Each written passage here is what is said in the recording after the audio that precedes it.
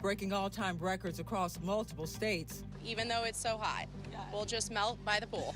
That shift in temperature could impact some states' water supplies. We're going to melt off that water earlier than normal. An atmospheric river sets off flooding in the Pacific Northwest while increasing the chances for landslides and avalanches. The flip-flop from heavy snowfall to heavy rainfall is creating unstable conditions along the mountain slope surfaces. A closer look at what's behind the nation's weather whiplash. How we go from cold to warm to cold. And a look back at a multi-day tornado outbreak 1 year ago. From our nation's capital, this is the National Weather Desk. Good morning and welcome to the National Weather Desk. I'm Angela Brown. The historic heat wave baking the West is expected to peak today. More than 100 cities in 10 states could shatter all-time heat records. Now, extreme heat warnings and heat advisories once again stretch along the California coast and into Nevada and also Arizona. This is the first time a heat advisory has been issued in the Bay Area in March. San Jose could reach 91 degrees today, nearly 30 degrees above normal. Phoenix is expected to hit 105 degrees, and Palm Springs could reach 108 degrees. By tomorrow, it will be in the 90s in Kansas, Oklahoma, and Texas. Dozens of records fell yesterday. Phoenix apparently hit 102, the earliest triple-digit temperature in the city's history. Las Vegas hit 99, smashing the all-time record there by 6 degrees. Los Angeles was at 94, shattering the old mark set nearly 3 decades ago. And then there's this tiny desert town of North Shore. It reached, get this, 108 degrees, tying the highest March temperature ever in the U.S. Trisha Hendricks is at Phoenix's airport, where visitors are arriving in the historic heat. When you saw the forecast, what went through your mind? We debated coming, but we did come anyway, and we're just going to spend the whole week in the pool. Smart call, because despite the record heat, the parking lots are still full and the planes aren't empty. The plane was full. There wasn't a single seat open, and, you know, I think people are still wanting to get to better weather. We're from St. Louis, so it was cold there, and we were ready for some sunshine. But how unusual is this, really? We should be seeing highs right around 80 degrees, but instead we're talking 20, 25 degrees above normal, getting into the 100s. Sean Benedict is a lead meteorologist with the National Weather Service in Phoenix, where all official temperatures are recorded right here at Sky Harbor, a standard in place since 1953. And extreme heat has grounded flights before. In 1990, Phoenix hit a record 122 degrees. Pilots weren't confident planes could perform in those conditions. Benedict says we're nowhere near that, but warns it's worth knowing as summer approaches. Typically when you get up more into that 110 plus degree temperatures, it gets harder for the planes to take off when they have all that weight on. So they need to use, a lot of times they use the north runway at the airport for Sky Harbor to get that extra runway length to be able to get off the ground. Well, the heat is worrying people in Utah because mountain snow could melt earlier than usual. That means drought conditions could get worse, impacting the state's water supply. Leslie Durante reports. We can't really afford to have another dry season next season. Hayden Mahan, meteorologist with the National Weather Service in Salt Lake City. We're looking at probably our earliest 80-degree reading on record here. Some people are enjoying the unusual warmer temperatures. I love it. I haven't had to shovel any snow this year, so I'm a happy guy. But the warm weather will melt off our snowpack earlier than normal. Most of our snow is at those really high elevation sites above 9,000 feet. And currently for our snow water equivalent, we're sitting at 7.4 inches of SWE. And that's historically low for this time of year. It's very concerning, especially we do live in an arid state. What does the early snow melt now mean for Utah's water outlook this summer? Assuming we continue on the current trajectory, we're going to melt off that water earlier than normal. What that means going forward is there's just going to be less water in these streams and tributaries. And the warning. Yeah, so 98% of the state is currently in drought conditions. Our drought could be worsening as we head into the summer, our hottest and driest time of the year. Well, in the Lake Tahoe area, a mix of heat and wet weather is causing a problem for local snow lovers. Ski resorts are closing early because of melting snow. Will Payne has that story. A late opening and now an early closing. Homewood Mountain Resort, done for the winter season after 3 short months in business due to the unseasonably warm weather. It's our favorite resort. Carnelian Bay resident George Gowan said he and his family have been coming to the West Tahoe Resort for years. He was sad, but not surprised to hear the news. Surprised that a lot of the other resorts are still open because they're all having the same problem, as they're running out of snow. Just a month ago, a thick blanket of snow covered the Sierra, giving hope to ski resorts across the region that it would kickstart the winter. Homewood's assistant general manager, Jack Bentley, who could not speak on camera, told me after the mid-February storm, the site's snowpack was roughly 90 inches. But rainstorms at the tail end of the month cut that number in half, and they've seen it dwindle ever since, leaving not much but slush. Homewood's not the only resort closing up shop. Most ski resorts around Lake Tahoe usually close in mid to late April, with Palisades Tahoe the exception, typically welcoming skiers into late May. And now to Washington State, where heavy rain from an atmospheric river triggered river flooding. Flood warnings and watches are posted for several rain-swollen rivers, including the Snoqualmie. It was expected to crest at the moderate flood stage overnight. Many roads were closed on Wednesday. Several were covered with water. All that rain is also rapidly melting snow in the mountains, creating the risk for landslides and also avalanches. Meteorologist Stella Sun has that part of the story. In the Cascade Mountains, cold and rainy today. And all wet. Yeah. Our jackets are soaking. as rain continues to soak the mountains, the threat for avalanches in the backcountry is growing. Last week, several feet of snow fell over the Cascades. Just insane how much snow we were getting. Never seen anything like it. Rain gauges have now tallied more than 3 inches of rain since Monday. So I'm pretty damp, but if you have a raincoat, I think you're fine.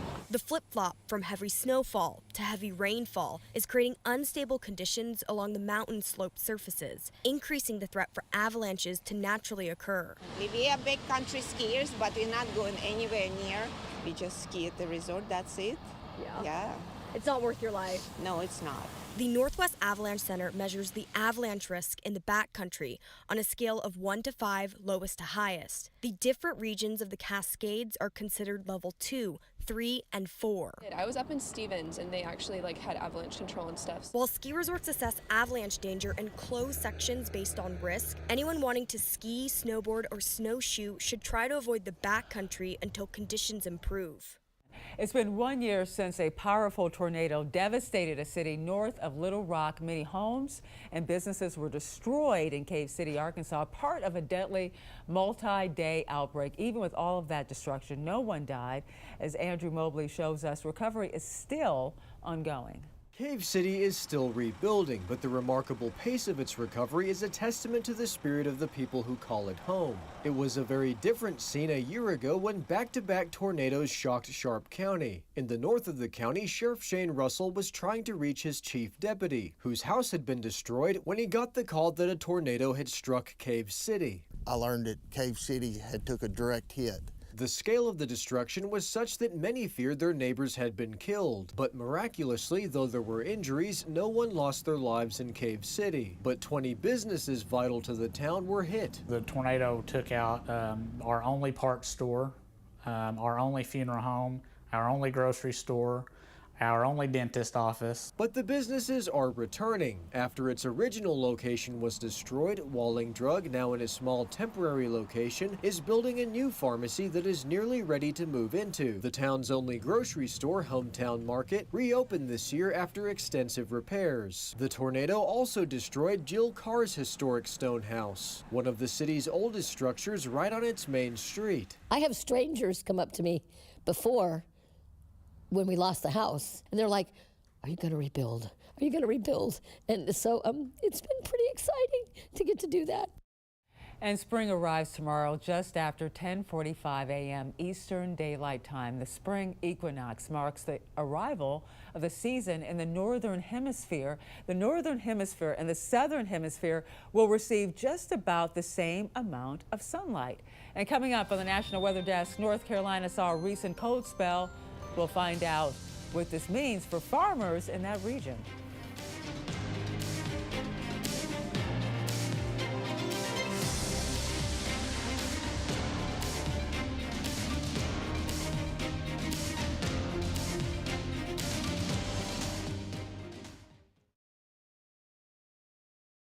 I'm meteorologist Charlie Lopresti with Look at the Northeast. We're tracking a lot of clouds around in the Northeast. Today, a southerly wind will keep a lot of low clouds in place. This is 7 o'clock in the morning. The afternoon, 3:30 or so, most towns will be in the 30s and low 40s, so it's a seasonably cool day. A weak front moves through with very little fanfare tonight. We're brightest during the morning hours on Friday. Clouds will increase during the afternoon. Yet another system will bring some more rain and mountain snow for Friday night. It's a little bit warmer Saturday. I'm meteorologist Justin Chambers taking a look at your forecast for Thursday, the final full day of winter. A little bit more cloud cover as we get into the afternoon, but for the most part, temperatures will be milder. We'll see a mix of sun and clouds, and then as we get into Friday, we'll start off nice and dry. Late Friday into Saturday, could see some rain showers that'll roll through, but for the most part, staying mainly dry. Temps back into the 50s on Thursday, and then upper 50s and even some low 60s by the time we get to Friday, with even warmer numbers for the weekend. Hi, I'm meteorologist Jennifer Collins with a look at your southeast forecast. A mild afternoon for most of the southeast with temperatures returning to the low 60s along the Carolinas with the low to mid 70s across most of the northern Gulf Coast and Mississippi River Valley. Warmer weather too for parts of central and South Florida with highs in the middle 70s. Cloud cover will linger for most of South Florida with a chance for coastal showers as well heading into Thursday afternoon. The rest of the southeast, a mix of sun and clouds with more sunshine building in on Friday.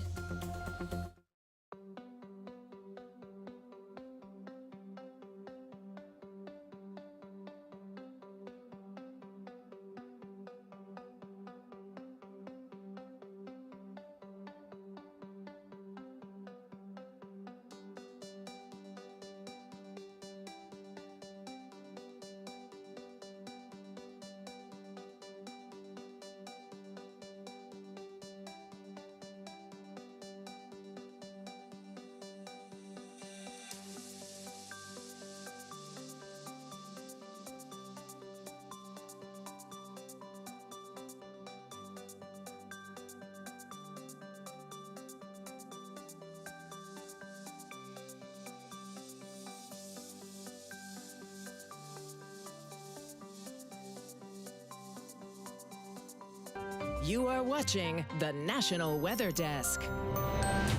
This week's weather was all over the map, from the heat wave we've been talking about to blizzard conditions in the upper Midwest. Some parts of the country are seeing multiple seasons from one day to the next.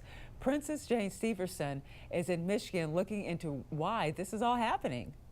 How we go from cold to warm to cold. News Channel 3 meteorologist Colin Rogers says this stretch of weather started with a powerful system earlier this month. So right now is that in-between season where we're going from winter into spring. So we get these powerful areas of low pressure, and then we're going to see these dramatic swings in temperature, right? So you noticed when we had those tornadoes, it was warmer. It was in the 60s. It was in the 70s in Kalamazoo. Well, up north in Grand Rapids, they were in the 30s and 40s pretty much all day long. So we have that huge difference in temperature, and that's what's causing a lot of this severe weather. That pattern first showed up March 6th when 4 tornadoes touched down across West Michigan, including an EF3 tornado in Union City, the earliest EF3 or stronger tornado ever recorded in Michigan in a calendar year. Just 4 days later, neighbors in Grand Rapids were hit with large hail and heavy rain. 3 days later, another system moved through, bringing wind gusts between 50 and 60 miles per hour, knocking out power and forcing some schools to close. And the dangerous conditions did not stop there. The following day, high waves and strong winds along Lake Michigan swept a man off the South Haven Pier, where he was ultimately rescued by a bystander. Prepare for everything.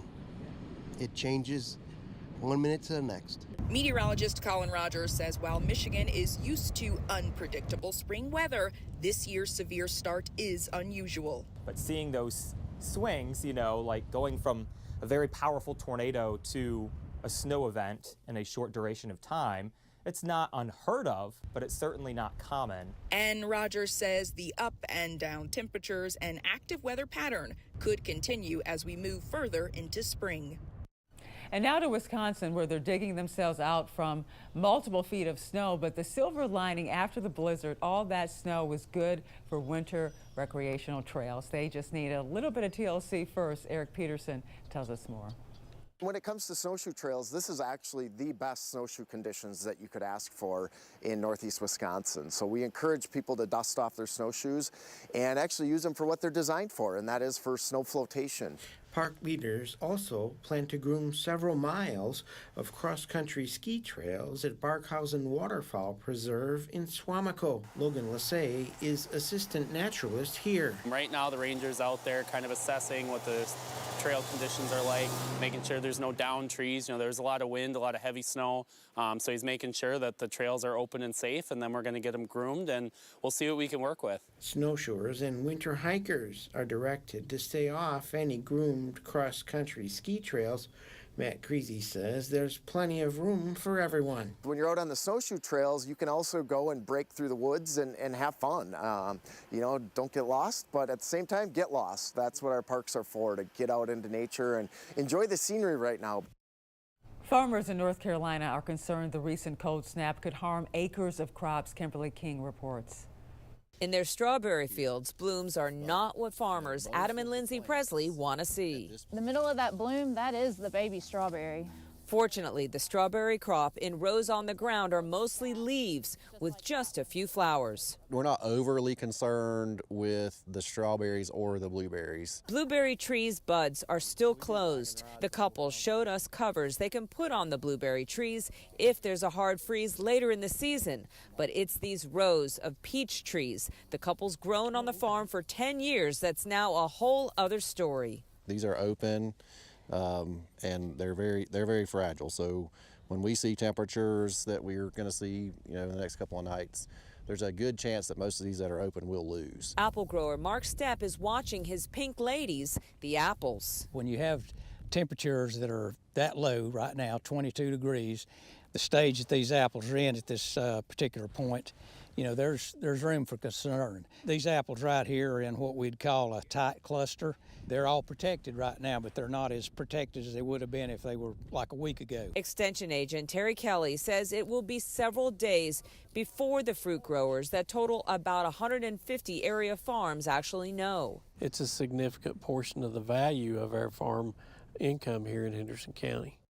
A specialized group of firefighters don't just fight fires, they intentionally set them. Finding the right conditions for a prescribed burn can be challenging, especially during a drought. Meteorologist Chicago Windler explains. Welcome to the Gainer North RX. RX stands for prescribed burn, and the prescription for a successful fire requires planning and following a strict set of rules. Right, we'd like to get you in PPE, keep you safe. Okay. So these are clothes, and it's a no-mix shirt and a no-mix pants. So no-mix is a flame-resistant material. That's what I was going to ask. From safety gear to safe weather. If I could pick the perfect weather, it'd be about 25% RH, winds somewhere sustained in the 7 to 10 range, and gusts no more than 15 miles an hour. And temperature can vary, but we'll say 75 degrees. Fire Management Officer Carl Schwab says weather can make or break the prescription. What are we looking at for low humidity for the day? What are we looking at for wind and temperature? It all factors in. Burn objectives. This unit is a vireo habitat, so knocking back some of the woody stuff, keeping it within that 4 to 6 foot range. When the mission is a go, firefighters start by setting up a perimeter using drip torches. Firefighter for the day. This is so cool. It's definitely hot. I can feel it. It'll burn really hot fast, but it'll hit that burn there and then just lay down.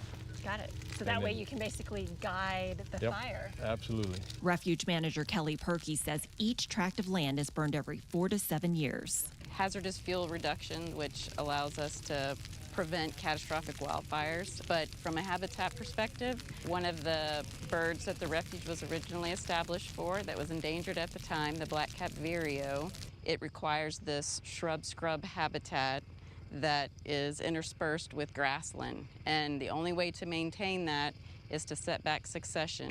This burn covers 156 acres in the Texas Hill Country, and it's a preferred way to manage the land. There's grazing, there's mowing, there's disking, but fire is something that we can do quickly. It's actually cheaper. And though unmanaged wildfires can be destructive, these fires restore and rejuvenate. It is amazing how quickly Mother Nature will take over. They'll see the green come in.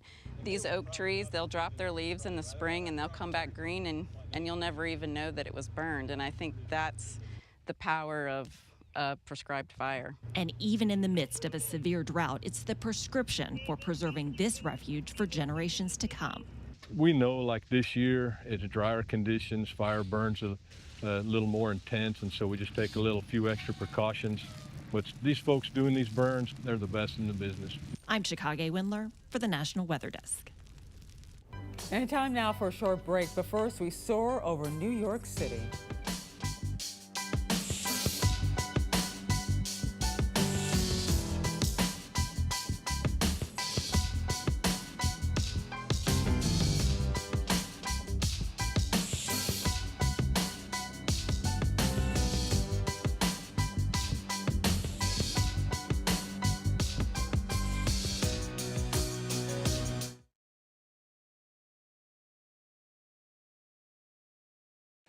Good Thursday morning, everyone. I'm meteorologist Andrew Buck-Michael. Warming up a lot across the plains with a lot of sunshine.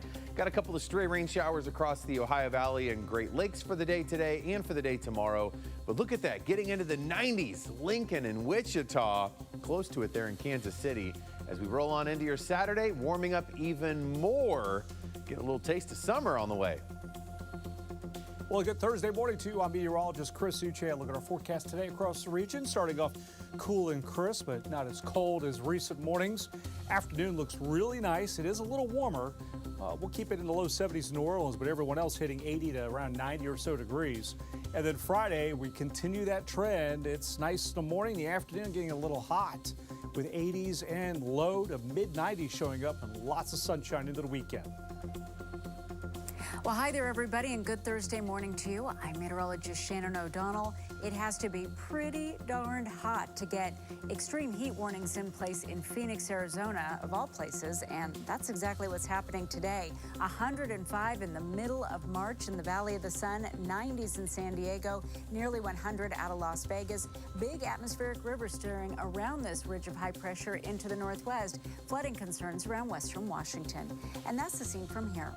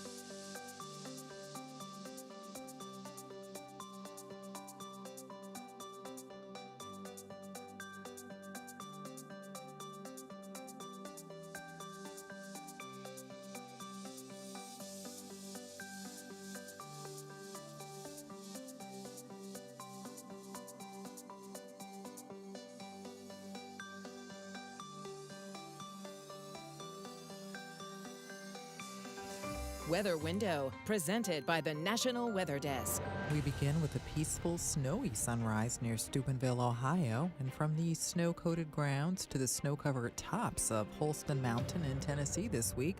But in Washington state, an atmospheric river has prompted flood watches and warnings in several counties, the rain swelling several rivers, including the Snoqualmie River and its falls. It's been a week of wacky weather, and that's inspired many of you to share what you're seeing and chime in. This blustery conditions made the waves ideal in Rhode Island. Things were on the chilly side in Narragansett, which is one of the reasons those wetsuits these surfers are wearing, really came in handy. Cold conditions in parts of North Carolina as well. This photographer captured a close-up of a snow-crusted area near Asheville, North Carolina, and out west, these wildfires looking perky after recent rain in California desert. These were taken right here at the Kelso Dunes at the Mojave National Preserve. And we'd, of course, love to share your weather content on the air. You can find us on all your favorite social media platforms. Just search the National Weather Desk. We'll be right back.